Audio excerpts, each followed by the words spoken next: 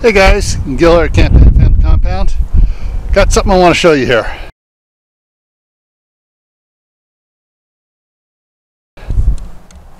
Alright guys, so what these are here, these are IBC totes, or parts of IBC totes that my neighbor has given me. So let's go over here and we're going to take a look at some at complete IBC totes that haven't been taken out of their framework. Alright, so I'm coming back here. I got a couple of these that I brought from California. Got two different models here. This is the 330 gallon one. This here is the 275, which is the standard. The 275 size is what Brandon has over there and what he's using. The 330 are harder to come by. These just said the other ones are more common. And so this is what they look like inside their cage. They got the fill spout on the top. On the bottom they got a valve down there where they can open it up, close it, and they can take the fertilizer, whatever's in there, out of it. Now this blue one is a food grade one that had corn syrup in it. But they'd rinsed it out, and I was using that for reclaimed water in California as part of the drought mitigation stuff we were doing there. But so that's what the totes look like. So now I just need some help in figuring out what to do with these other ones. So on the totes, they have a big screw-on cap here, and but it has a 2-inch pipe thread inside of it. Now I can just go ahead and get a plug, put a plug in there, and drill a couple 1/4-inch holes in it, which would be plenty for it to drain out. Put a bucket of rock in the bottom of it so it doesn't plug up. These are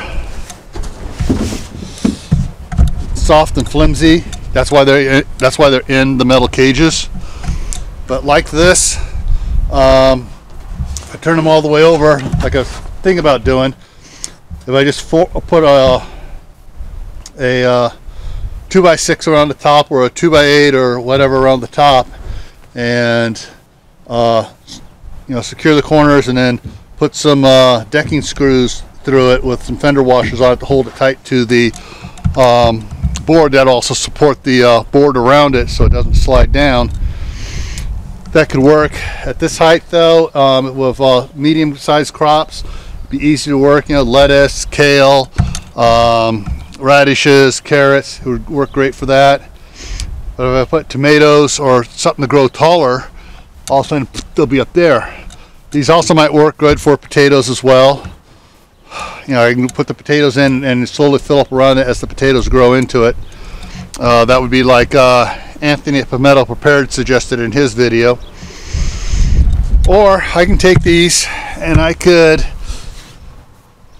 measure it in half like I did the 55-gallon barrels, cut it off in half, and do the same thing. Put 2x6 here, put a 2x4 across the bottom, or I could just build a whole entire wooden box frame for it, and use this as a liner to protect the wood from the damp dirt, to keep the wood from rotting out.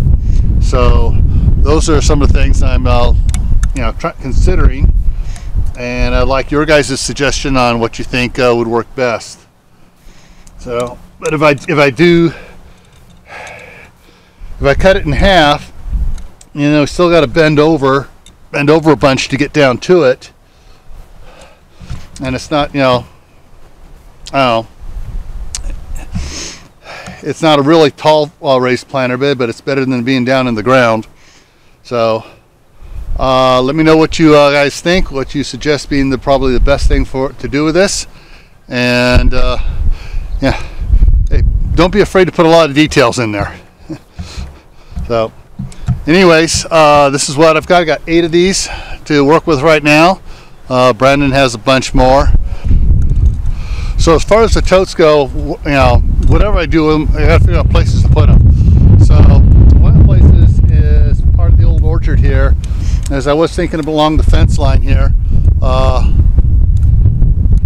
stacking them up against the fence line going down there. I can fit all 8 of them on this side. I can even put it running from the gate out across over towards that tree there. Run 4 of them and then 4 more of them here. There's a lot of different things we can do it, a lot of different places we can put it. I could put it against the fence out there, but that's farther away from the house. I mean, right now this is about as far away I want to get with stuff here. So, all right. Anyways, the last part there is mainly for my wife to figure out where she wants to put it. But any input you guys have would be welcome. Well, it looks like we got a storm blowing in here right now. So I'm going to cut this short now. And I just want to remind everybody in these times, especially in these times, stay safe, stay happy, stay prepared, and I'll see you in the next video. Take care, guys.